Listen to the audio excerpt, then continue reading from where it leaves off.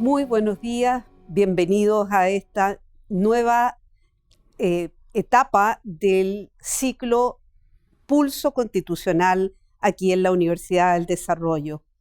Hoy vamos a conversar de un tema que es fundamental, atendido que la Convención Constitucional ya ha iniciado su trabajo de fondo. Me refiero a la noción de plurinacionalidad en la nueva Constitución. Para esos efectos nos acompañan dos personas con las cuales esperamos tener un diálogo, en primer lugar, ilustrativo y en segundo lugar, aportativo al trabajo que está desarrollando justamente la Convención. Convencidos de la importancia del aporte que desde las universidades podemos hacer a este importante desafío que enfrenta nuestro país. Aprovecho a agregar que esta transmisión se está desarrollando a través de los canales UDD TV y por supuesto a través de EMOL TV. Paso entonces a presentar a nuestros invitados de hoy. En primer lugar, Salvador Millaleo Hernández, abogado, profesor investigador de la Facultad de Derecho de la Universidad de Chile y del Centro de Derechos Humanos de esa misma casa de estudio. Autor del libro Por una vía chilena a la plurinacionalidad, de Editorial Catalonia, editado este año 2021. Muy bienvenido, Salvador. Buenos días, Marisol. Como decimos nosotros, Mari. Buenos días. Y por otro lado también quiero darle una cordial bienvenida a Iván Cheuquelaf Rodríguez, abogado de la Universidad Católica de Chile. Ha desempeñado diversos cargos de responsabilidad en el sector público, en los ministerios de Minería, Secretaría General de la Presidencia y en la CONADI. Fue candidato a convencional constituyente, por lo tanto podría estar hoy día abocado a la labor de redacción de la nueva carta, pero en verdad en la actualidad está desempeñándose como director de gremios sectoriales y desarrollo regional de la SOFOFA. Muy bienvenido también, Iván. Muchas gracias, Marisol. Muchísimas gracias por la invitación. Es un honor estar compartiendo con usted un tema tan interesante como lo es la plurinacionalidad. Bueno, ¿y qué les parece que partamos esta conversación? En primer lugar, tengo que destacar para el público que hoy día nos está siguiendo que ambos invitados de nuestro programa de hoy son de ascendencia mapuche, lo cual tiene mucha importancia para los efectos de lo que vamos a conversar y, por cierto, representa un orgullo y una razón particular, además de agradecimiento, al tenerlos hoy día con nosotros. Y me gustaría que partiéramos desde el comienzo para el público que nos está escuchando. Si uno observa los 4 reglamentos principales aprobados ya por la Convención Constitucional, que son el Reglamento General, el Reglamento sobre Mecanismos de Participación Popular, el Reglamento sobre Consulta Indígena y Participación y el Reglamento de Ética, los 4 reglamentos incluyen entre sus principios orientadores la plurinacionalidad y la interculturalidad. Quisiera partir entonces por preguntarte, Salvador, ¿qué implica este concepto? ¿Qué relación podemos establecer entre plurinacionalidad y multiculturalidad? Primero hay que entender que se trata, como mismo enunciabas, de la presencia de sujetos que en el derecho constitucional, en particular, en nuestro derecho constitucional, antes no se habían presentado, cuya voz no había sido escuchada, y donde, por lo tanto, la idea de la pluralidad que sostenía nuestro sistema constitucional estaba incompleta en la medida que no reconocía, no los presentaba, no hacía visible la existencia, en realidad la preexistencia, las naciones indígenas existen antes del Estado, de estos sujetos. Entonces estos sujetos arriban, digamos, al proceso constituyente como la primera vez en que en la discusión constitucional se escucha su voz y se toman en cuenta sus visiones. Y desde esa perspectiva el proceso constituyente cobra una dimensión que nunca había tenido un proceso constituyente en Chile, es decir, la capacidad precisamente de tener una conversación con estos sujetos para elaborar la Constitución, es decir, involucrar a sectores que nunca habían estado involucrados. En este sentido, la plurinacionalidad es eso, es una pluralidad profunda que hace que la conversación constitucional, la deliberación, que es la deliberación fundante de nuestra comunidad política, tenga la presencia de sujetos colectivos en este caso los pueblos indígenas, que nunca habían tenido una presencia en nuestro país. En segundo lugar, eso, por cierto, tiene una consecuencia para la organización del Estado, porque la deliberación constitucional es para organizar el Estado. Y esto quiere decir que la organización del Estado adquiere con la plurinacionalidad un principio fundante nuevo. Esto es que no solo puede hablarse de una libertad e igualdad entre individuos, sino que también esto tiene una dimensión que se llama la igualdad compleja entre sujetos colectivos que comparten una misma comunidad política. Es decir, ya no hablamos solo de una comunidad política entre individuos, sino una comunidad política que reúne a otras comunidades al interior y que se preocupa de las relaciones de poder, de igualdad entre esas comunidades. Y eso se traduce en una determinada organización del Estado, en una visión de la Carta de Derechos, en una visión de cómo interactúan los grandes poderes clásicos, incorporando esta idea de que hay otros sujetos colectivos que tienen que tener, por ejemplo, una representación asegurada, que tienen que tener un reflejo en la actividad de los poderes del Estado más importantes. Y esto apunta, digamos, al corazón mismo del concepto de plurinacionalidad.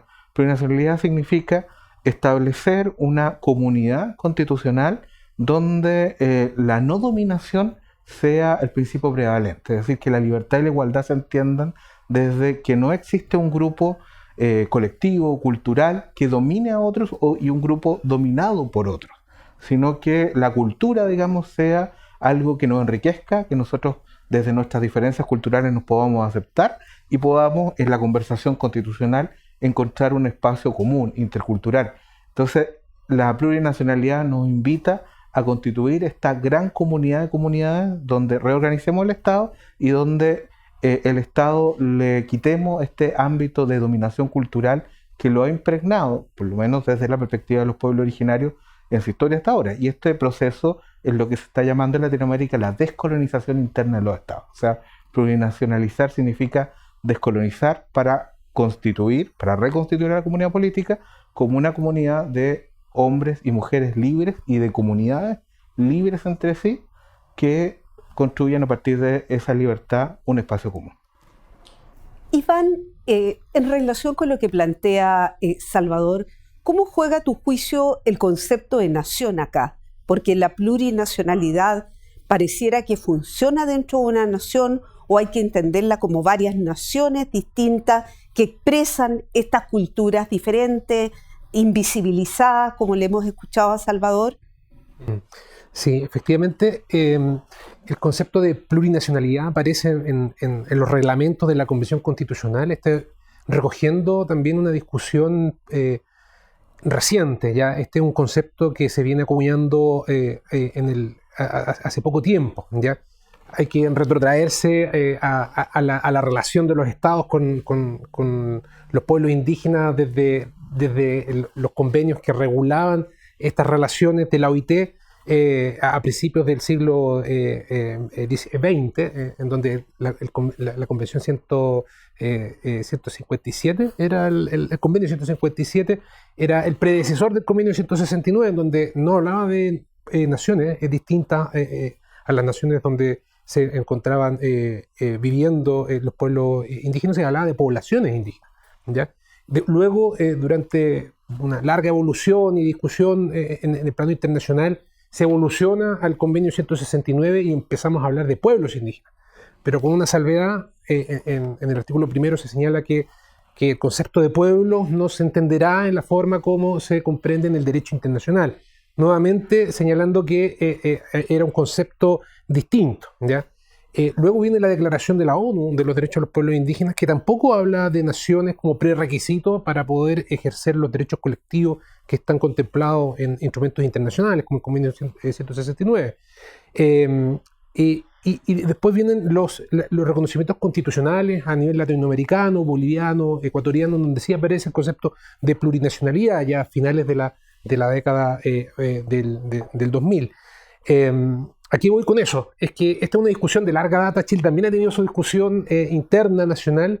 Hay que recordar que nuestro país se demoró 30 años, o se ha demorado porque todavía no hemos reconocido constitucionalmente a los pueblos indígenas en la Constitución, pero la primera reforma constitucional sobre esta materia fue presentada por el expresidente Patricio Aylwin, ya en el año 1990. Es decir, han pasado 30 años y ha sido un motivo para discutir y ha ido de la mano también con la discusión de la aprobación del convenio 169, que también se demoró 17 Perdón, años. ahí te interrumpo porque la primera reforma en tiempo de don Patricio Aylwin, o corríjame si me equivoco, no planteaba la plurinacionalidad, sino que el reconocimiento constitucional de los pueblos indígenas. ¿Qué diferencia habría entre aquellos primeros intentos y el modelo, pregunta para ambos, que podría discutirse ahora en el trabajo constituyente?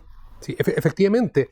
Y eso me iba a referir con la larga discusión constitucional del reconocimiento de los pueblos indígenas, con ese primer proyecto que ha ido evolucionando también. En un principio era un reconocimiento también de pueblos indígenas muy en sintonía con el lenguaje que utilizaba el convenio 169, que recordemos que fue adoptado en el año 1989. Es decir, era coetáneo, contemporáneo a la discusión de esa reforma constitucional.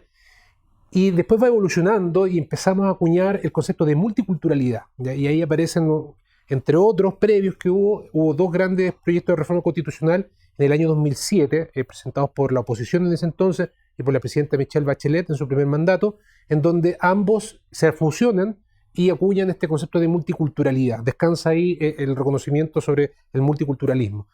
Y eso se mantiene. Sucedieron después de esos proyectos de reforma constitucional otros proyectos de reforma constitucional presentados por mociones parlamentarias, y a mitad de la década del 2010 empiezan a aparecer los primeros proyectos de reforma constitucional reconociendo la plurinacionalidad. Ya en 2015, 2018, por ahí empiezan las reformas constitucionales que acuñan este concepto. Y eso voy con que es un concepto relativamente nuevo. Anteriormente se hablaba de pueblos, de poblaciones, pueblos. Empezamos a acuñar el concepto de multiculturalidad, que es el concepto que concita mayor apoyo en el foro, pero esto ha ido evolucionando, insisto. Ahora pareciera ser que el concepto que mayor consenso pareciera tener, al punto de que los reglamentos establecieron principios que eran materias de fondo, normas constitucionales de fondo, establecieron un principio de pluriconstitucionalidad, sin un debate de fondo, sin agotar la discusión. Toda vez que es muy importante también estas materias, y allá voy hacia la pregunta que me hacía al principio, de ver cuáles son las relaciones, las implicancias del reconocimiento de una plurinacionalidad en relación con el ejercicio de la soberanía nacional. ¿Ya? Esas son materias que, sin cerrarse a adoptar una figura plurinacional, deberíamos agotar todas esas implicancias para ver qué significa el reconocer un Estado plurinacional en relación con su unidad y con el ejercicio de la soberanía nacional, que es el poder político supremo, y entender si es que esta plurinacionalidad implica dividir la soberanía en función de los distintos pueblos o no. Y si no es así, bueno, dejarlo expresamente bien abordado y discutido para que podamos construir una nueva identidad nacional. Yo creo que ahí quizás coincidimos con Salvador, que efectivamente la identidad nacional, se habla mucho de la chilenidad, pero no se aborda o nunca se ha reconocido la chilenidad completa. La chilenidad no es la chilenidad que se ha asumido comúnmente, ¿ya? Omitiendo a un componente esencial, que son los pueblos indígenas. Bueno, y ahí están las diversas visiones. Hay algunos que pensamos, y ahí me incluyo, de que podríamos perfectamente crear un concepto de nación unitario, unívoco, pero que reconozca estas distintas identidades. Con interculturalidad. Con multiculturalidad e interculturalidad, efectivamente. Perfecto. Salvador, en relación con este mismo punto, vuelvo a la pregunta, ¿qué diferencia habría entre estos primeros intentos de reforma constitucional, de reconocer a los pueblos indígenas dentro del artículo 5? Se pensaba originalmente, ¿verdad?, que recoge actualmente el concepto de nación y señala que la soberanía reside esencialmente en la nación, y el avance hacia un modelo de Estado plurinacional que pareciera ser lo que se está mirando en la perspectiva de la Convención Constitucional.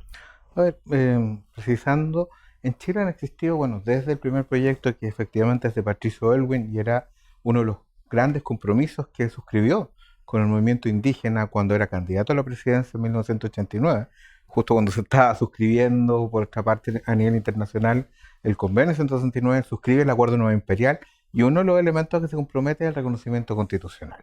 Y el tira el primer proyecto bajo una conceptualidad que van a replicar. En Chile ha habido 13 proyectos de reforma constitucional que buscan el reconocimiento. De esos 13 proyectos, solo los dos últimos, que fueron en el año 2018, para ser más preciso, son los que abordan un concepto distinto a la multiculturalidad, que es el de plurinacionalidad. Y fueron los dos que han presentado parlamentarios mapuche, el proyecto Huenchumilla y el proyecto Nullao.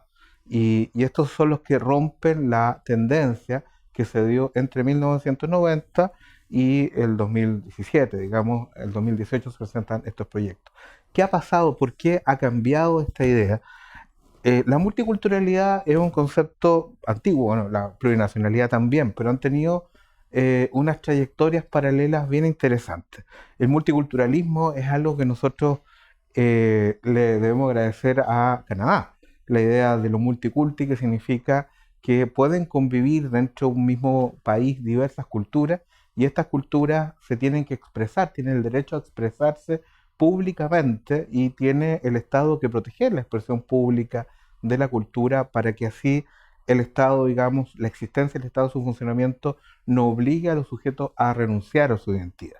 Esto se traduce en reconocer, por cierto, la existencia de estos colectivos culturalmente diferenciados. En Canadá primero pensaban entre los francoparlantes y los angloparlantes, pero ahí justo terciaron lo que se van a llamar después las primeras naciones.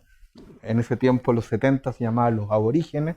Cuando Trudeau lanza, el primer ministro, el primer ministro actual, lanza la política de multiculturalismo, y entonces empiezan estos colectivos y más los migrantes en Canadá a reclamar derechos culturales. Pero esa es quizá una de las definiciones que mejor permite distinguir multiculturalismo de plurinacionalidad, o la multiculturalidad en el sentido que la multiculturalidad procura una reformulación de la convivencia, pero a partir de, en el caso que nos interesa desde el derecho, el reconocimiento de derechos culturales. Entonces la proyección política de eso es menor, en el sentido que no obliga a una transformación del Estado profunda. Y en cambio, la plurinacionalidad sí obliga a una transformación profunda, porque el corazón de la plurinacionalidad es reconocer, además de los derechos culturales, derechos políticos colectivos que obligan a una reformulación del Estado. Ahora te interrumpo en ese punto, una precisión para quienes nos están escuchando. No cabe duda que si el último proyecto, o el primero que empezó a reconocer, como tú recordaste, Salvador, la plurinacionalidad entre los proyectos de reforma constitucional fue el 2018, probablemente ya teníamos el ejemplo de las constituciones ecuatoriana del 2008, boliviana del 2009, pero hay ejemplos muy interesantes como el canadiense, como el neozelandés, de reconocimiento de esta multiculturalidad que convive dentro de un territorio determinado y que a lo mejor no parte de una definición constitucional. Es que eso es muy interesante, porque la evolución que nosotros tenemos en el debate es paralela a la evolución de esos mismos países, especialmente en el caso de Canadá. Canadá es, digamos, padre o madre, como queramos ver, de el concepto de multiculturalidad, pero ellos mismos han tenido una evolución desde esa primera noción culturalista a una visión más política. Ahora, precisamente en enero de este año, ellos han incorporado la Declaración de Derechos de la Nación Unida a los Pueblos Indígenas como ley interna. En enero de este año, el Trudeau, el hijo del padre que generó esta política de multiculturalismo, 40 años después, o 50 años después, introduce la declaración, y la declaración tiene un concepto eje que es muy distinto, que profundiza mucho más lo que dice el Convenio 169. El concepto eje de la declaración es la autodeterminación de los pueblos indígenas. Para allá vamos a ir. Y esa es la diferencia. O sea, Canadá es la madre del multiculturalismo, pero Canadá recorre desde su cambio constitucional en el 82 y lo que ha hecho posteriormente y en la última década, precisamente a un reconocimiento profundo de la autodeterminación y la autonomía de los pueblos indígenas. Y esa es una de las vías posibles también a la plurinacionalidad. Por cierto, nosotros tenemos los ejemplos más cercanos de Ecuador y Bolivia, que son muy explícitos, declaran a Ecuador un Estado comunitario, plurinacional, intercultural, lo mismo con Bolivia, y con una carta de derechos muy abundante. Entonces, tenemos estos los ejemplos cercanos, pero no son los únicos ejemplos. En el caso de Canadá vemos una evolución muy clara y uno de los casos que es bastante menos visibilizado, que está olvidado, pero súper interesante, es el de Estados Unidos. Porque Estados Unidos pasa por una primera etapa, precisamente el juez que construye el concepto de supremacía constitucional, el juez Marshall, preside la primera corte y tiene varios casos en la década de los 30 del siglo XIX, donde se reconoce la soberanía interna de las naciones nativoamericanas, que son naciones internas, y eso después se va a olvidar con todo lo que conocemos, la conquista del oeste, en fin, y va a ser recuperado desde Franklin Delano Roosevelt en adelante, restituyendo la autodeterminación interna de los pueblos o naciones. Ellos hablan de naciones sin ningún problema, en Estados Unidos, nativoamericanas. Entonces, en rigor, esa es otra forma de ver una plurinacionalidad que no es tan explícita, no es tan cercana como la que tenemos en Bolivia y en Ecuador, pero es también un ejemplo.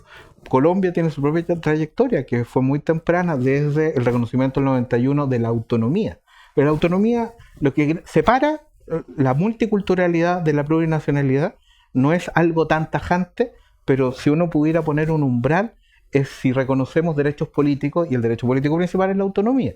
Colombia lo reconoce, y antes lo había reconocido la Constitución de Nicaragua, el 87. Y eso nos diferencia claramente de constituciones multiculturales, como son las de Brasil y Argentina, que tuvieron más bien un reconocimiento de la diversidad cultural, pero no reconocen autonomía. Nuestra política en los primeros 11 proyectos de reconocimiento constitucional que hemos tenido, salvo los dos últimos, ha sido multicultural porque nunca en esos proyectos figuraba la autonomía de los pueblos indígenas dentro de ese reconocimiento, y recién en estos últimos dos aparece la autonomía de la mano de la plurinacionalidad.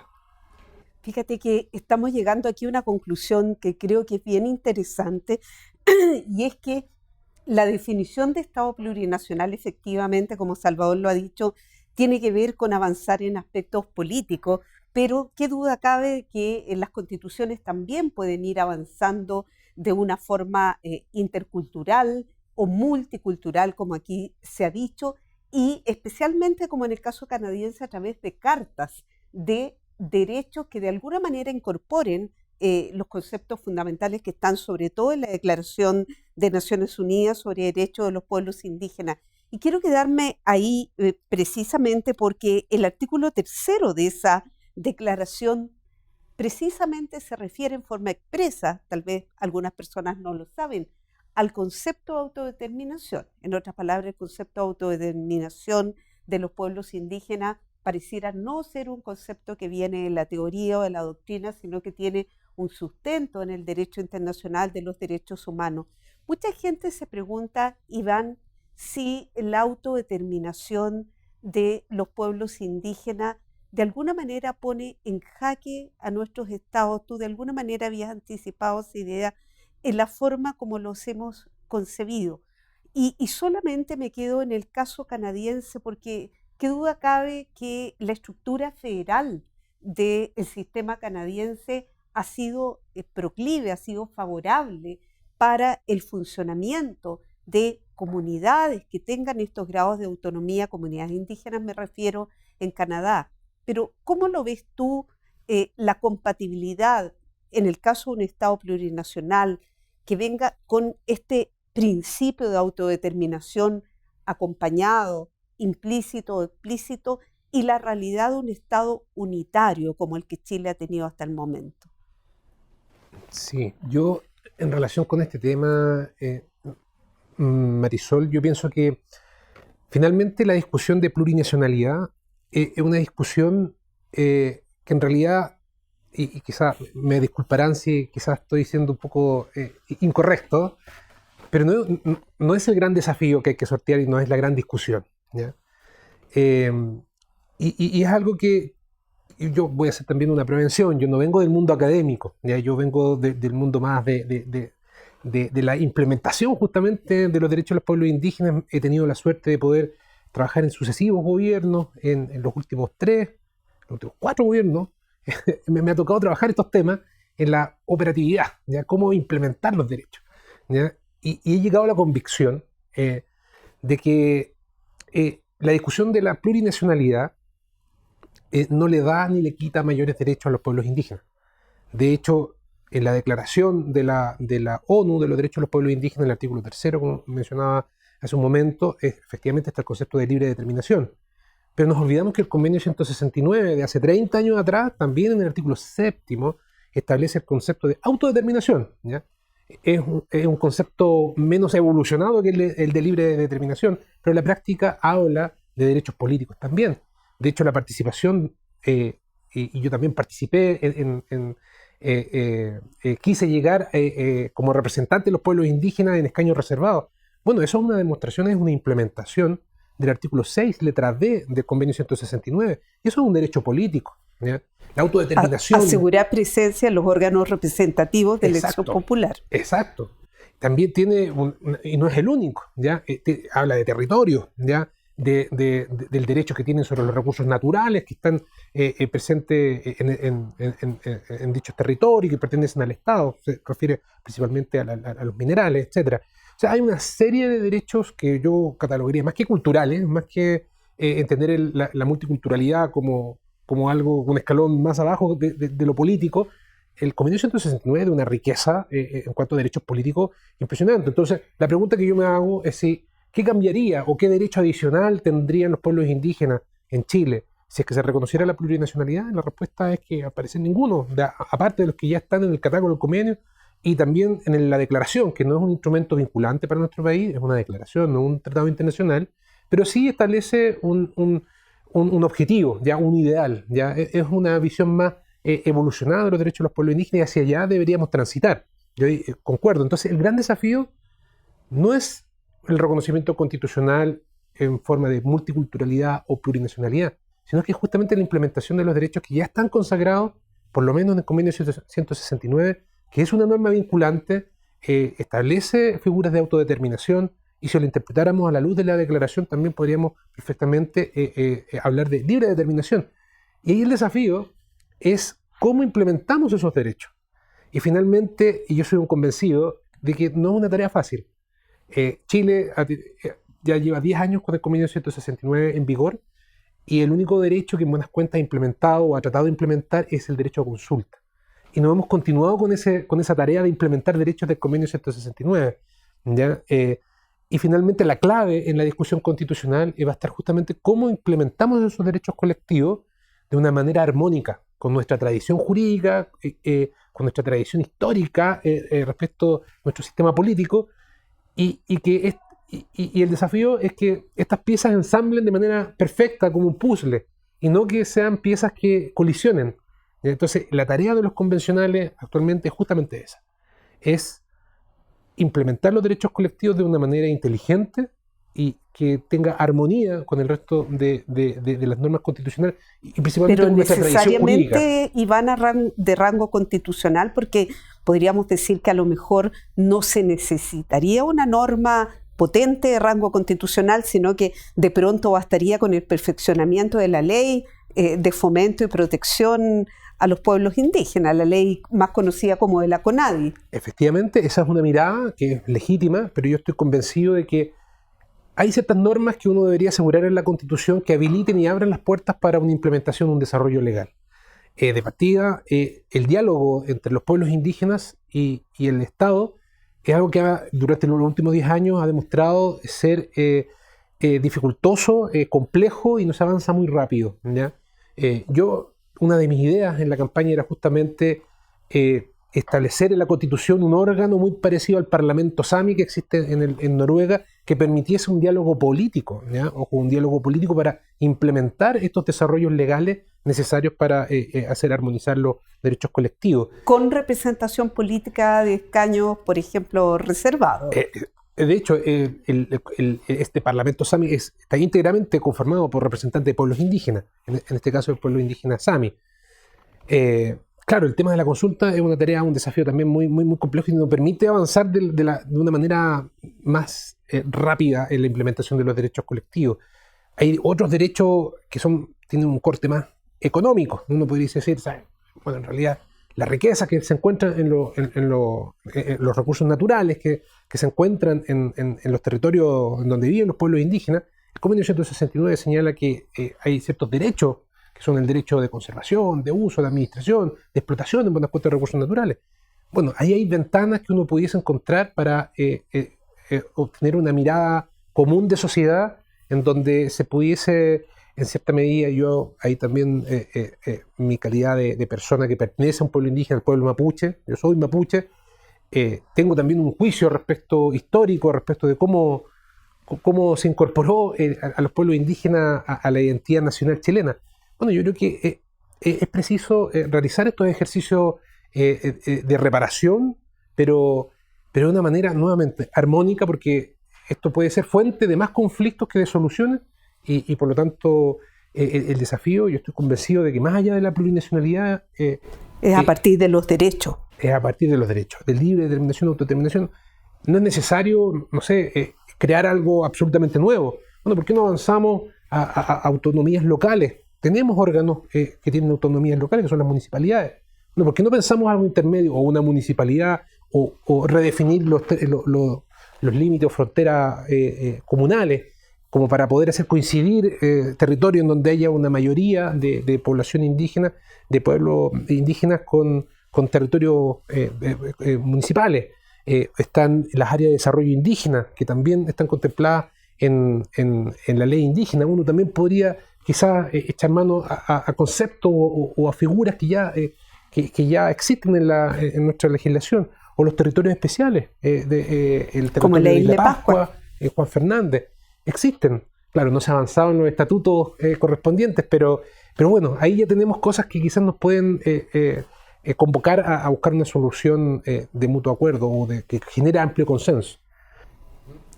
Salvador Millaleo, en la página 31 de tu texto, señalas tú que concretamente las comunidades indígenas no persiguen un derecho de secesión. Entonces, probablemente es interesante profundizar en esta idea siempre de cara al Estado, y si tú gustas también hacer un contrapunto con lo que acaba de decir Iván, porque mucha gente se pregunta si la idea de un Estado plurinacional significa de alguna manera un quiebre, un punto de inflexión en el modelo de Estado unitario que hemos vivido hasta ahora. Y si eso no es así, ¿cómo lo vamos a proyectar en la práctica? ¿Qué se requiere en términos de, más allá de la definición del Estado plurinacional, qué otros principios constitucionales debieran acompañar esa definición para que esto pudiera tener vida, como tú dijiste en tu perspectiva, como una forma de garantizar derechos colectivos, pero en el aspecto político de las comunidades, de los pueblos originarios?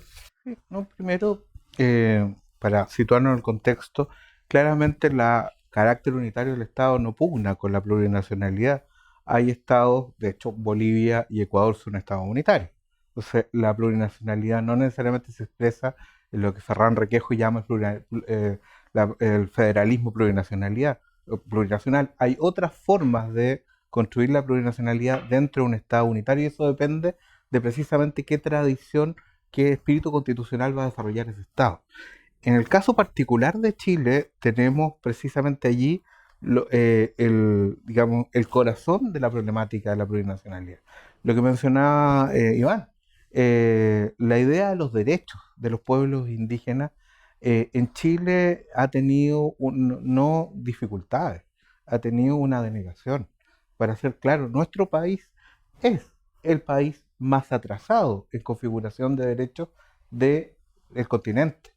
Es uno de los pocos países que se aferra con tanta fuerza a las ideas del siglo XIX de un unitarismo elitista y centralista que no ha podido romper, y que maniata no solo a los pueblos indígenas, también a las regiones, a las poblaciones que están en las regiones extremas o que están dentro de las mismas valles central, y que no permiten un desarrollo propio, un desarrollo autónomo dentro del Estado.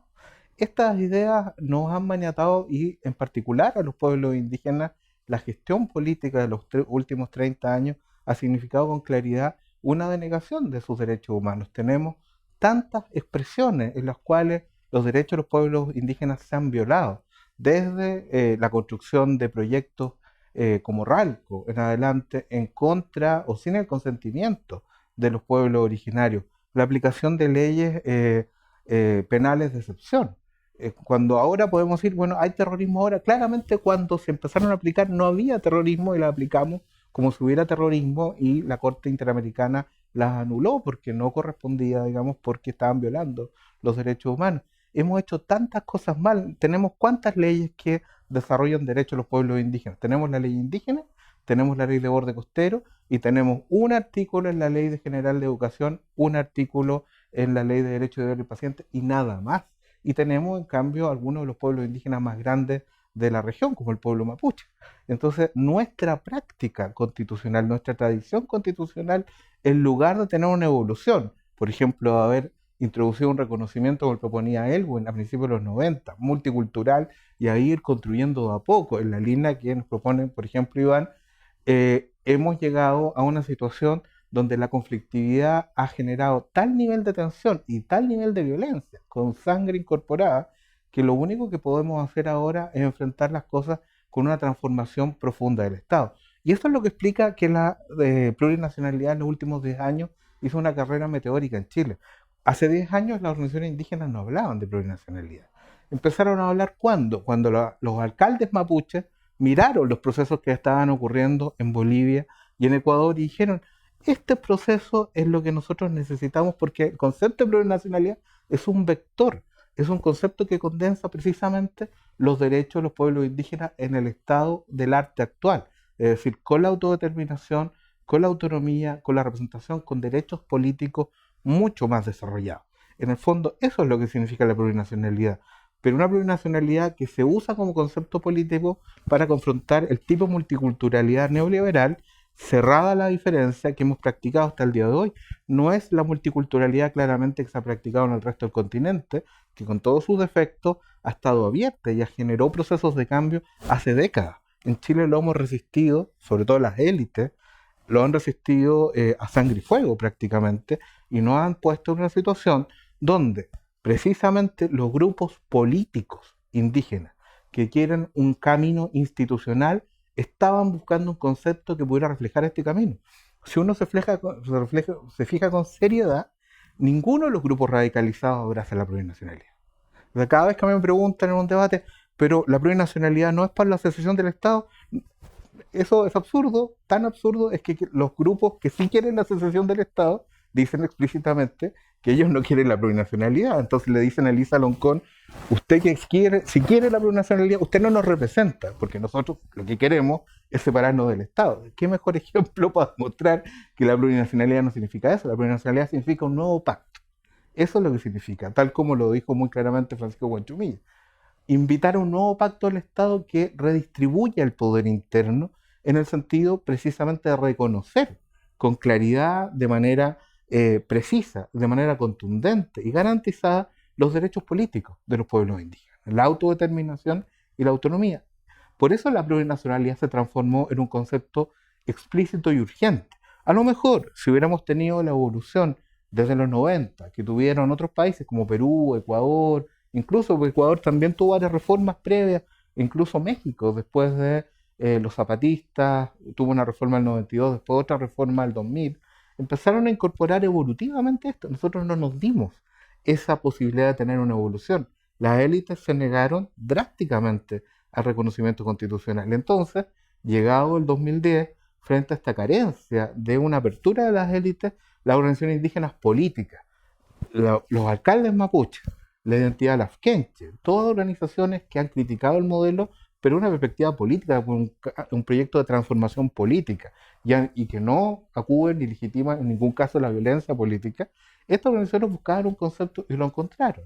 Y lograron hacer permear este concepto, tanto así que ya cuando hizo Bachelet este proceso constituyente con un proceso constituyente indígena, ahí salió por primera vez como una demanda de las comunidades indígenas y se fue instalando tanto que ahora lo tenemos con claridad en un reglamento aprobado por los 2/3, lo que nos dice que probablemente va a ser aprobado en las reglas de fondo. Por eso es que necesitamos la plurinacionalidad.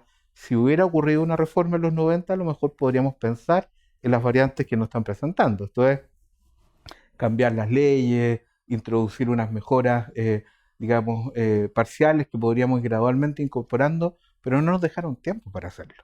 Es por eso que ahora necesitamos, como muchas otras cosas, una cirugía mayor que suponga una transformación del Estado y a partir de esa transformación del Estado establecer régimen autonómico, forma de representación que construyan una vía institucional para resolver los conflictos y por lo tanto que le cierren el paso completamente a quienes plantean la secesión y sobre todo que la plantean haciendo una praxis de uso de la violencia política. Las organizaciones indígenas, los escaños reservados que han sido electos, Elisa Loncón, no está en absoluto por eso y representan algo completamente distinto.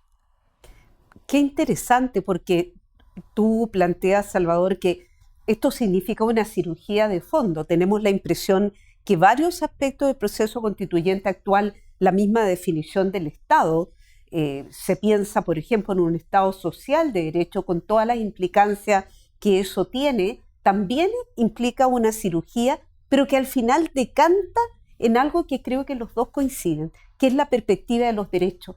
Me gustaría quedarme ahí y en la perspectiva de los derechos de las comunidades indígenas, el rol que juega la costumbre indígena, que por lo menos uno lo ve en conformidad a las normas internacionales, la costumbre no podría pasar a llevar el derecho internacional de los derechos humanos y también tendría como tope las constituciones políticas nacionales. Ahora, el tema no ha estado ausente en Chile, sabemos que se ha hecho justiciable, por ejemplo, a raíz del tema de la ocupación o la instalación de algunas empresas forestales en tierras del sur, la ocupación, como digo, de determinadas zonas de tierra donde se encuentran, por ejemplo, hierbas que son usadas en la cultura mapuche, por ejemplo, como factores medicinales, como factores de sanación. Y por otra parte también han afectado lugares que están destinados al culto sagrado. ¿Cómo se resuelven, a juicio de ustedes, en la práctica ese tipo de problema en caso de que llegáramos a tener un modelo de Estado plurinacional con un enfoque de derechos que parta del reconocimiento de una cultura, que podríamos decir a esta altura es una identidad propia de las comunidades originarias? Iván, ¿cómo lo ves tú? Sí, ese es también un gran desafío, Marisol. El reconocimiento y el respeto de la costumbre de los pueblos indígenas se propone en el Convenio 169 como una fuente del derecho, ¿ya? Precisamente nuestra legislación, también la ley indígena, en su artículo 54, también hace una mención a esta misma materia y les ponen ciertos requisitos, como señalabas tú, de que fueran. El convenio 169 habla de la compatibilidad con el sistema internacional de derechos humanos y con el ordenamiento jurídico nacional, con los derechos fundamentales en buenas cuentas de las personas, y la ley indígena habla de compatibilidad con la constitución política de la República. Es decir, hay un requisito para poder reconocer la costumbre. Y yo pienso que es una de las tareas que tenemos que desarrollar, tenemos que ir levantando y hacer un análisis, ¿ya? Porque no puede ser que se reconozcan costumbres en el ámbito del derecho que colisionen con el sistema internacional de derechos humanos. Y eso es algo que hay que discutir bastante a fondo, ¿ya? Para no cometer equivocaciones, ¿ya? Ha ocurrido en otras legislaciones en otros países en donde se han reconocido prácticas, costumbres que rayan ahí con la vulneración de derechos fundamentales, con derechos humanos.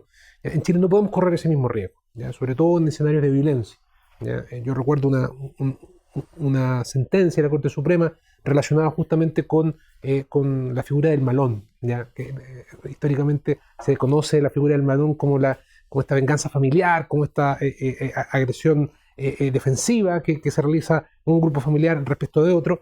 Bueno, en el año 2010, en la década del 2010, hubo una sentencia en donde se reconoció el malón como una costumbre, no como eximiente de responsabilidad penal, sino como un atenuante. Bueno, ahí hay que discutir esas cosas y profundizar esa discusión y definir bien si eso es justamente lo que queremos reconocer, o esa es la forma como queremos implementar los derechos colectivos de los pueblos indígenas o no. Es posible, pero requiere de una discusión profunda y de mucho diálogo, ¿ya? Para que haya consenso respecto de qué es lo aceptable y qué no es o qué es lo compatible y qué es lo que no es compatible con los derechos fundamentales. Ahora, yo les digo a ambos, como ex jueza constitucional que soy, otra cosa es con guitarra, como se dice en Chile, porque el problema se le presenta al juez. De hecho, como tú bien sabes, Salvador, se dictó una sentencia por el Tribunal Constitucional a comienzos de este año en el tema de Isla Pascua, el tema de una violación de una chica originaria de la isla, de la etnia Rapa Nui, por otro joven que también pertenecía a la etnia. Y ahí, en realidad, pese a que no se reconoció propiamente la existencia de una costumbre indígena, sí se tuvo que discurrir entre estos criterios de ajuste en la legislación nacional, concretamente en materia de penalidad, de delitos sexuales, con lo que son las costumbres indígenas que pueden variar en criterio. ¿Cómo desde la mirada de un Estado plurinacional, Salvador, y del reconocimiento de la interculturalidad, damos señales a los jueces concretamente para resolver este tipo de problemas? Que precisamente casos como ese, como el de la ley Pascua y la revisión que tuvo constitucional, nos alumbran de las limitaciones del modelo multicultural. O sea, porque en este caso había una ley, que es la ley de Eduardo Frei. La ley de Eduardo Frei Montalva se dicta para tratar de resolver todo el problema de lo que había significado la dominación colonial en Isla de Pascua, con un pueblo que se sometió a la esclavitud o semiesclavitud bajo la administración chilena, después bajo la administración de la Armada, con muchos abusos, hasta que el Estado de Chile toma finalmente control y se dicta la ley Pascua, y esa ley establece una serie de rebajas de penalidad en materia de propiedad y en materia de delitos sexuales. Pero es una ley del Estado de Chile el que dice que trata de recoger eso, pero desde una mirada que se hace del Estado, aplicada desde autoridades del Estado. Y esta mirada es la que precisamente se refleja en el concepto de costumbre indígena. ¿Qué es la costumbre? Es una práctica aislada. El convenio habla de costumbre, pero ya la declaración ya no habla de costumbre, habla de sistemas normativos, porque realmente el derecho indígena no son prácticas aisladas, sino son sistemas normativos donde el conjunto de prácticas, de reglas, de principios, se entrelazan entre sí y van evolucionando con su propia, como nosotros los abogados sabemos esto de la regla de reconocimiento, es decir, con sus propios criterios básicos que permiten identificar cuándo una regla pertenece al sistema, cuándo deja de pertenecerlo, cuándo cambia. Eso es la mirada actual, no de la costumbre. El multiculturalismo mira la costumbre como algo fragmentado, separado y estático. Y precisamente cuando hace eso, recogen, por ejemplo, en esta ley, una visión que las mismas mujeres de Rapa Nui dijeron. Esta es una visión que seguramente ustedes la escucharán en audiencia. Esta es una visión deformada de nuestra propia visión y una visión estática que no ha evolucionado como nuestro sistema normativo, como un órgano vivo. Los sistemas normativos evolucionan. Y precisamente en el caso de los derechos de las mujeres, los sistemas normativos indígenas han ido evolucionando si es que realmente tenían las premisas que tienen o que dicen tener. Lo mismo problema se planteó en el caso de los acuerdos reparatorios de violencia intrafamiliar en el sur de Chile. Si realmente el derecho indígena los traía a una visión deformada desde el Estado de Chile de una costumbre indígena que no era tal. En este sentido, el enfoque de plurinacionalidad rescata eso, asume lo que dice la declaración. No se trata de reconocer costumbres, se trata de reconocer sistemas normativos. El sistema normativo, por cierto, va a tener en su conjunto un límite, o más que un límite, una condición de existencia, que son los derechos humanos. Es decir, son los derechos humanos los que autorizan reconocer a los sistemas normativos indígenas, y por ello los sistemas normativos indígenas tienen que respetar los derechos humanos. Y eso particularmente sensible, y son los casos que iban destacados, donde ha habido problemas, sobre todo, también ha habido otros, pero sobre todo los derechos de la mujer. Los pueblos indígenas tienen tradiciones, la mayoría, hay muy pocos que podrían decir que son matrísticos, son patriarcales, tanto o peores a lo mejor que las sociedades mestizas en que vivimos, y en este sentido tienen que hacer una evolución. Entonces, claramente tiene que haber un límite. Una visión plurinacional rescata la idea de la integridad de los sistemas normativos con ese límite, y esto se tiene que ser efectivo en cómo se organiza el Poder Judicial en Chile. Esto es que el Poder Judicial tiene que tener una expresión donde ya no sea el Estado el que señale cuáles son o cómo ellos ven que es la costumbre indígena, sino que son los mismos sistemas normativos indígenas a través de sus propias autoridades con una jurisdicción propia indígena. Eso te iba a preguntar, ¿tribunales indígenas? Tribunales indígenas, pero no paralelos, sino parte de la estructura de Poder Judicial. Por lo tanto, sometido a la superintendencia de la Corte Suprema. O de la Corte Constitucional. Con el caso de Colombia, claramente uno puede ir, y la Corte colombiana tiene, la Corte Constitucional, tú sabes, tiene hermosas sentencias, muy bien en cuanto a su formulación concebida, estableciendo precisamente los límites de la jurisdicción indígena en cuanto a los contenidos, cuáles son cosas que no se pueden traspasar, como la presunción de inocencia, el debido proceso, los derechos humanos. Tiene que haber controles, superintendencia, capacidad de revisión, respeto por los derechos humanos, pero debido proceso en general. Pero ya no una visión de lo indígena que digan desde los jueces chilenos. Algunos dicen, no, si esto se arregla aunque haya más jueces indígenas, que de hecho los hay, por lo menos en el Poder Judicial, en los cargos inferiores, hay cada vez más jueces indígenas. Están llegando hasta las Cortes de Apelaciones ya. Pero yo creo que no se resuelve así. Tiene que haber, además, un reconocimiento de la jurisdicción indígena, pero siempre con estructuras de control, deslinde de competencias muy claro, y también un sentido de que la jurisdicción indígena es fundamental para que el derecho indígena vuelva a vivir. Esto no es un tema estático donde las costumbres indígenas se quedaron ahí en el pasado y esas son las que hay, sino que precisamente porque se desconoció la autonomía de los pueblos indígenas, porque se perdieron y se les quitó su autodeterminación. Recuperar la autodeterminación significa recuperar su propia capacidad de evolucionar en su propio derecho. Como decía Hegel, el derecho es el corazón de la autoconciencia de los pueblos. Si uno reconoce la autodeterminación, reconoce que los pueblos pueden darse su propio derecho y hacer que este evolucione y cambie. Y este derecho tiene que recuperarse, tiene que reconstituirse, tiene que ir cambiando, pero todo dentro de un marco de diálogo con los derechos humanos. Y ahí está el tema de la interculturalidad. Por eso Boaventura de Sousa dice, los derechos humanos son en su corazón interculturales, porque tienen que generar un diálogo de interpretaciones donde no cabe cualquier cosa, pero tiene que haber un diálogo entre los diversos grupos que son parte de una sociedad respecto a los derechos humanos y su significado. Ahora, cuando tengo frente a mí a dos representantes del pueblo mapuche, tengo que contarles que también he leído, escuchado personas que dicen, pero el derecho internacional de los derechos humanos es una expresión de la civilización cristiana occidental. Por lo tanto, no necesariamente esa mirada del derecho internacional de los derechos humanos puede representar a las culturas originarias dentro de un concepto incluso de Estado plurinacional. Por lo tanto, por mucho que uno diga, pero a ver, los principios como el principio de pro persona o el principio de progresividad o no regresión en materia de derecho internacional de los derechos humanos resultarían aplicables. ¿Cómo se puede contestar eso en una visión positiva que permita la colaboración? Un poco lo que planteaba Salvador, entre sistemas normativos donde efectivamente tengamos un techo, un marco que sea común, Iván.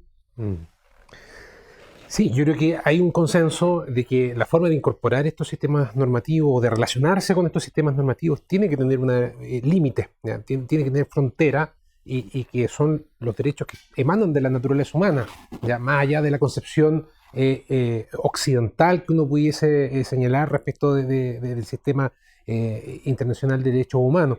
Bueno, yo creo que una sociedad democrática como la chilena debería tener esos mínimos normativos como para poder construir una sociedad justa, equitativa y tendiente al desarrollo.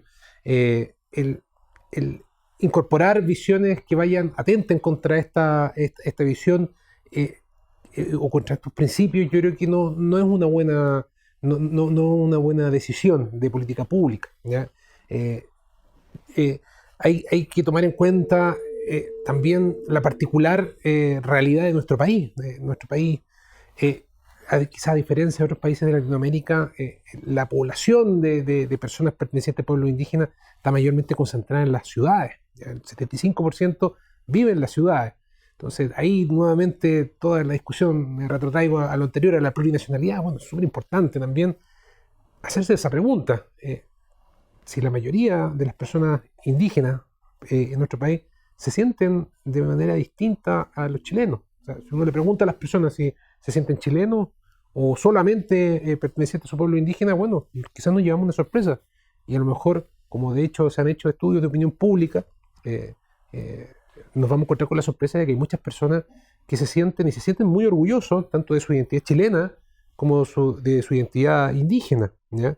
Hay algunas personas que se sentirán chilenos primero y segundo mapuche, por poner un ejemplo, pueblo indígena, o primero mapuche, pero también chileno, y son la minoría las que quizás se sienten solamente identitariamente de manera distinta al resto de la población nacional. Entonces eso es un dato también que hay que tener en consideración al hacer la bajada, la implementación de estos derechos colectivos, porque nos podemos Y quedar al definir el marco, ¿verdad? El Claro. marco limitativo que van a tener esos derechos. Y corremos el riesgo, Marisol, de quedarnos mucho en la teoría y no mirar la realidad.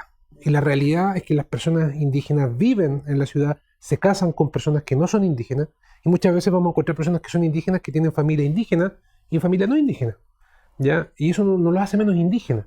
¿Ya? No, esto no es una competencia de quién es más indígena que el otro, porque si hacemos esa competencia, bueno, nos vamos a llevar también la sorpresa de que en Chile en realidad quizás no van a existir 2.200.000 aproximadamente de personas que pertenecen a pueblos indígenas, sino mucho menos. Entonces, pero todas las políticas públicas las estamos construyendo teniendo en la retina ese número, ya que representamos el 12% de la población nacional.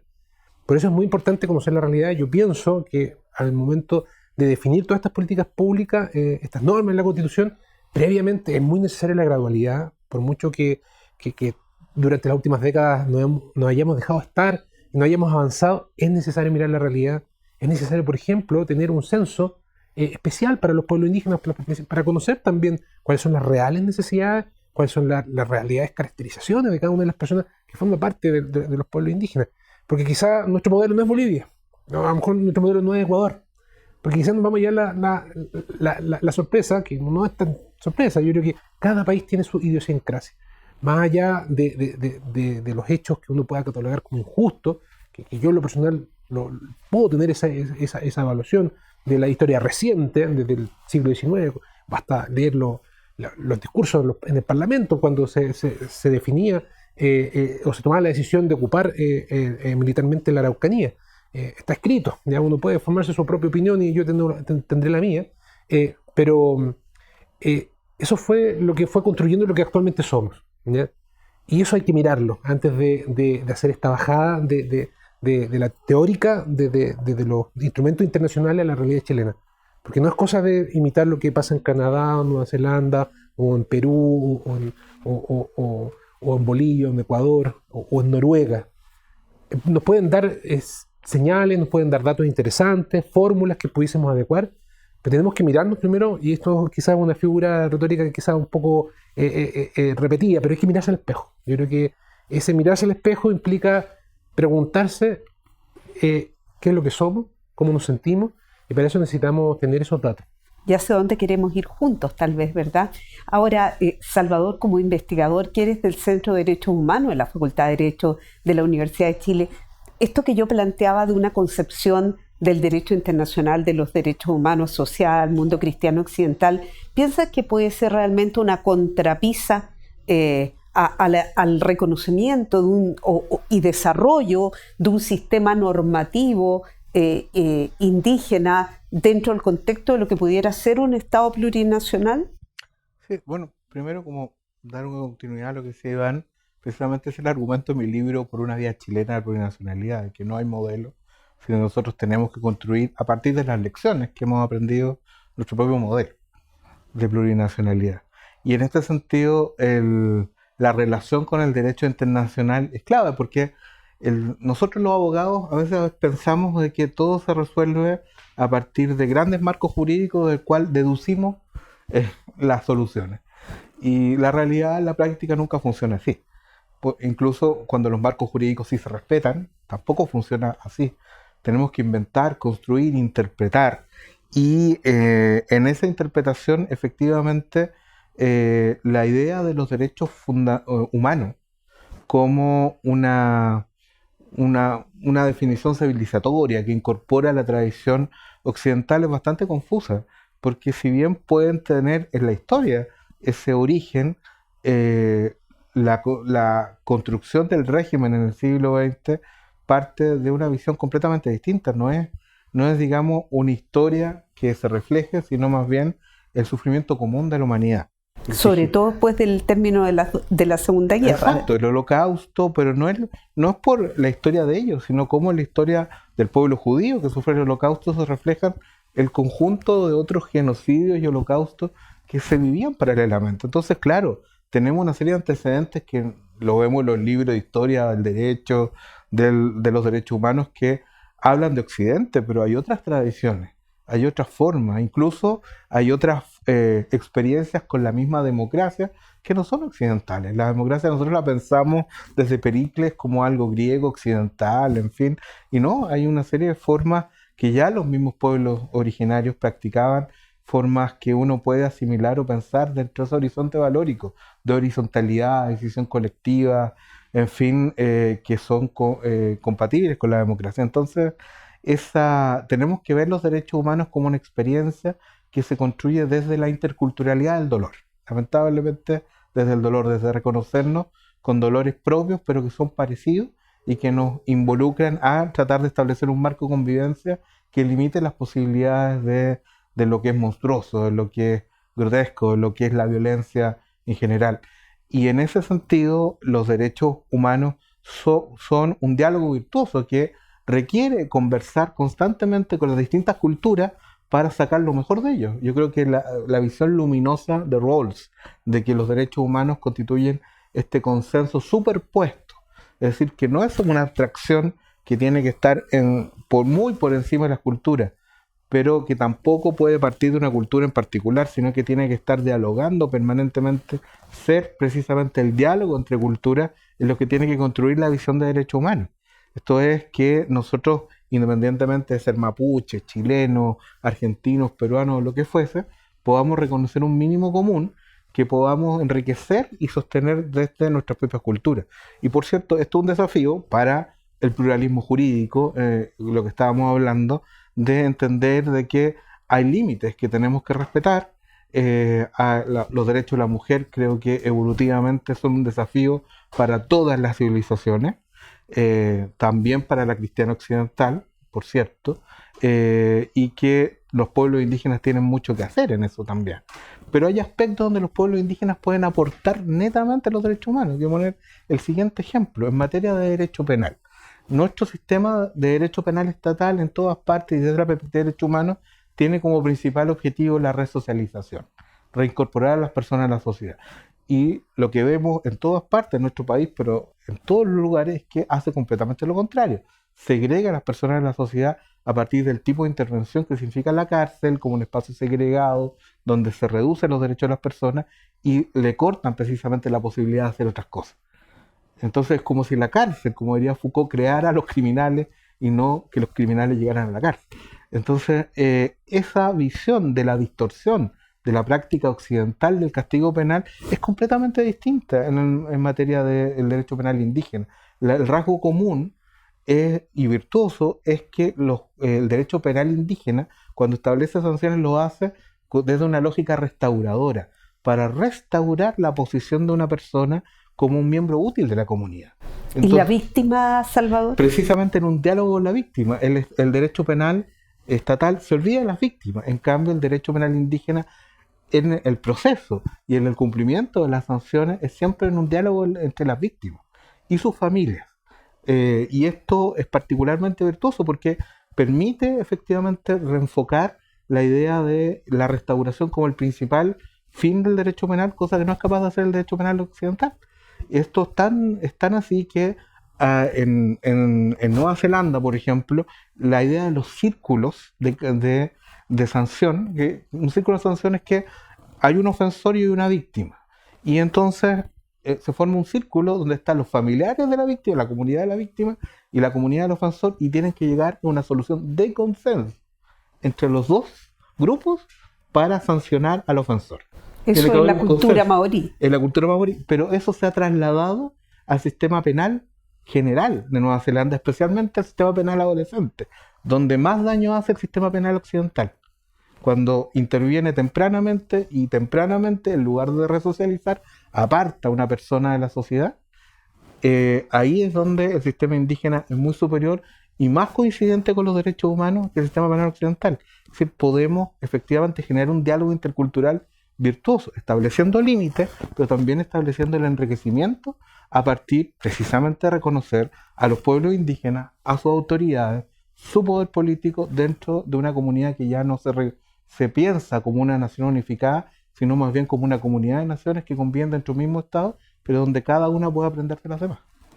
Ahora, yo creo que aquí hemos hablado de pluralismo, hemos hablado de cultura, hemos hablado de integración de sistemas normativos, pero después de lo que ustedes dos han dicho, pareciera necesario poner aquí el concepto de la dignidad humana, porque es el concepto basal del derecho internacional de los derechos humanos. Por lo tanto, podríamos entender que ese concepto de dignidad humana el que debe presidir ese diálogo intercultural, esa bajada de los derechos y de los principios al mundo que queremos construir a partir de la nueva Constitución.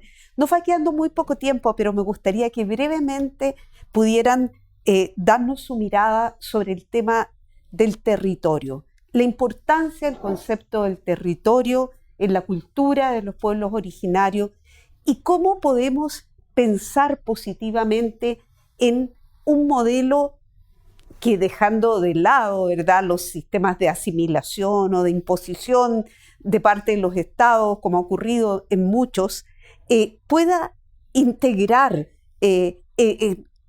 digamos, los esfuerzos de las comunidades indígenas con el resto de la sociedad en un desarrollo que de alguna manera nos beneficie a todos. Iván, ¿tú crees que es posible, respetando el concepto de territorio, la centralidad que tiene en la cultura indígena, compatibilizarlo con un concepto de desarrollo? No sé si en la SOFOF han conversado algo de esto, por ejemplo. Sí, yo pienso que no solamente es posible, sino que también es necesario.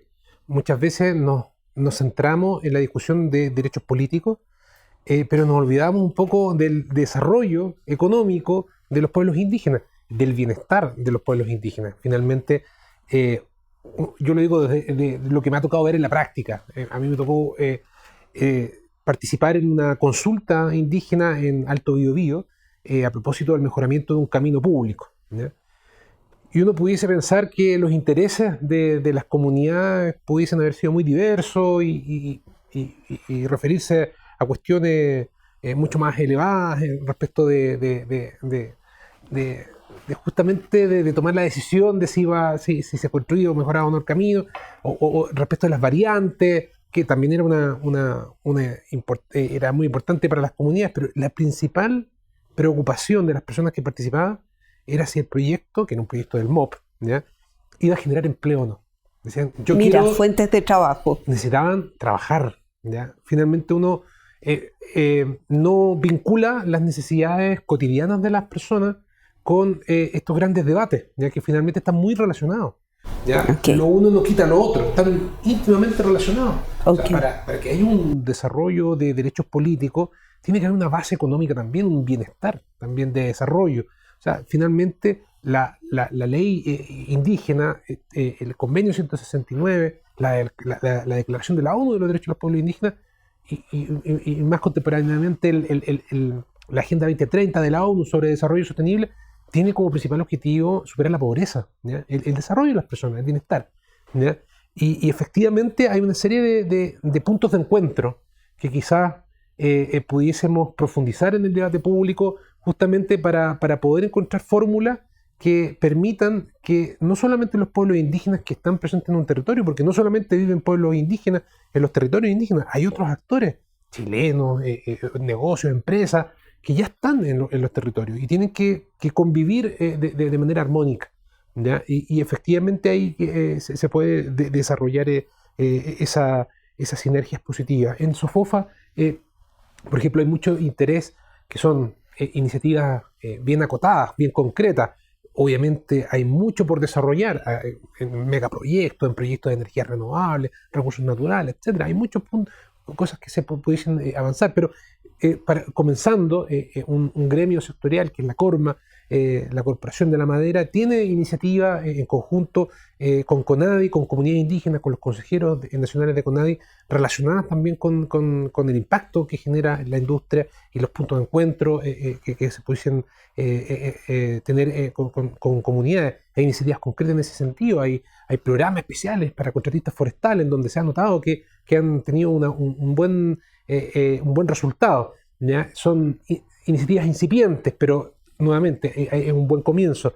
Desde SOFOFA también estamos muy interesados en incentivar, y el presidente de SOFOFA, Richard von Appen, está muy interesado en poder poner a disposición también de las localidades, de los territorios más locales, de las comunidades locales, plataformas de comercio electrónico para que las personas puedan disponer sus productos con un precio justo, ¿ya? En el comercio. ¿Ya? Y seguramente con mayor alcance. Exacto. Con mayor alcance en la oferta también. Exacto. Y finalmente todo lo que anima estas iniciativas es crear mayor valor compartido, desarrollo local, y lo que nos queda de aquí en adelante como sociedad, y no me cabe duda que SOFOFA va a estar muy interesado también en aportar en ese debate y en ese trabajo, es justamente lograr esos objetivos, ¿ya? Una mayor equidad en el crecimiento económico, que las personas también puedan generar riqueza en sus territorios, y no que sea asistencialismo, no que sea subsidio, sino que sea producto de su propio esfuerzo, de su propio trabajo, porque las personas quieren trabajar, las personas quieren surgir, ¿ya? Uno pregunta en el territorio o en las localidades, las personas tienen necesidades igual que todos nosotros, y son sumamente básicas, y la primera necesidad es trabajar, generar recursos, ¿ya? Y ahí fórmulas de asociatividad yo creo que todavía están en Chile como bien a nivel de idea, pero hay otros países en donde se han generado fórmulas bastante positivas, ¿ya? Que se pueden explorar. Se pueden explorar, tenemos las herramientas normativas, está el convenio 169, establece puntos de encuentro en etapas tempranas en el diseño de proyectos. Basta mirar países como Estados Unidos, Australia, Nueva Zelanda, en donde hay acuerdos previos de las comunidades indígenas con estos grandes proyectos que se realizan en sus territorios. Y bueno, ¿por qué no en Chile? ¿Ya? Puede ser quizás una vía. Pero bueno, esos son ya soluciones que son desafíos más grandes, pero desde SOFOFA por lo menos estamos con el interés de empezar por las cosas más concretas, y en eso estamos. Salvador, un modelo de Estado plurinacional permite, por ejemplo, que una forestal pueda emprender iniciativas de desarrollo conjunto en los territorios de las comunidades indígenas, porque se ve esto como una contraposición a veces insalvable. Que se ve en el sentido, o se puede ver, de cómo se ha desarrollado el modelo forestal en Chile, pero ciertamente un Estado plurinacional significa que los pueblos indígenas de ese territorio tienen algo que decir, en el sentido de establecer reglas, de sobre todo que las decisiones productivas de los territorios no se toman de otros lugares, desde el centro de Santiago, como siempre se hace, de que aquí se decide desde acá, a este territorio va, no sé, ahora va a plantear, no sé, fresas, digamos, horticultura, o va a ser territorio forestal o territorio minero, y los territorios, no solo los indígenas, no tienen nada que decir sobre eso.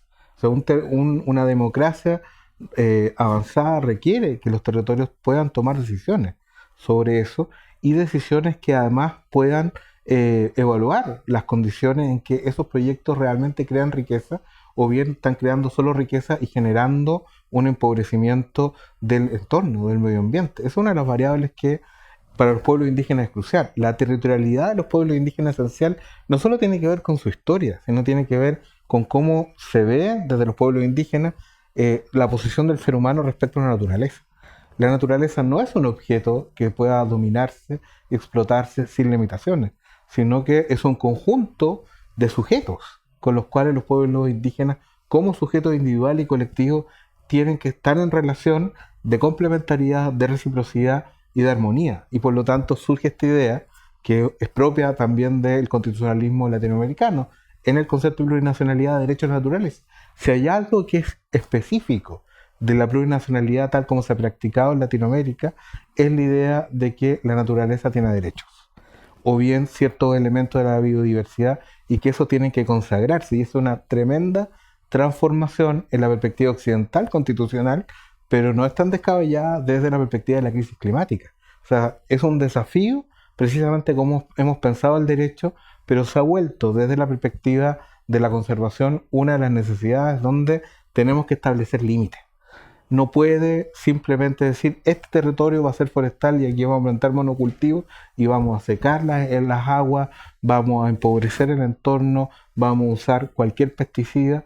Eso no puede ser, tiene que haber reglas del juego, donde precisamente la riqueza sea compartida, no simplemente que se explote. Tenemos la segunda industria del país, la industria forestal, pero con tremendos costos en materia medioambiental y en materia social y de conflictividad. Muchas partes, y eso no solo porque las tierras, alguna parte de las tierras que usan esas empresas forestales eran tierras ancestrales indígenas y pasaron con la historia a manos de ellos, sino sobre todo en la actualidad, porque el modelo forestal no es sustentable ecológicamente, y eso para los pueblos indígenas no es un detalle, es la razón misma de ser. Ser indígena significa estar en un territorio y tener que estar en armonía con la naturaleza. Una cosmovisión, como se dice, diferente. Exacto, y eso incluso cuando tú vives en la ciudad, ser indígena, si hay algo que significa, no es vivir o vestirte de una determinada manera, tener una costumbre que no haya cambiado en el tiempo. Ser indígena significa tener lealtad a una tradición, aunque tú vivas en la ciudad, y esa lealtad tiene como mínimo, como un denominador para todos los pueblos indígenas, una cosmovisión respecto a la naturaleza.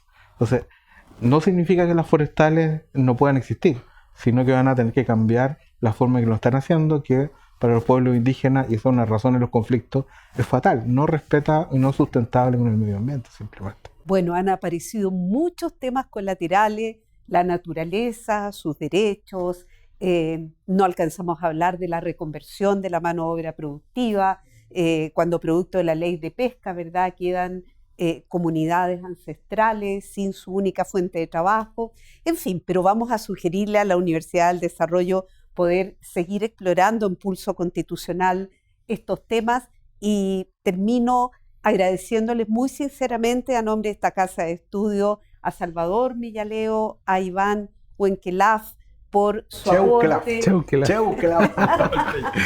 Siempre me cuesta, perdón. Huenquelaf. Su aporte, como les digo, a este debate y a la tremenda responsabilidad que pesa sobre los convencionales constituyentes, quienes están definiendo al final el modo de vida que tendremos chilenos y chilenas hacia el futuro. Muchas gracias nuevamente y espero que nos encontremos en una próxima oportunidad. Gracias. Muchas gracias.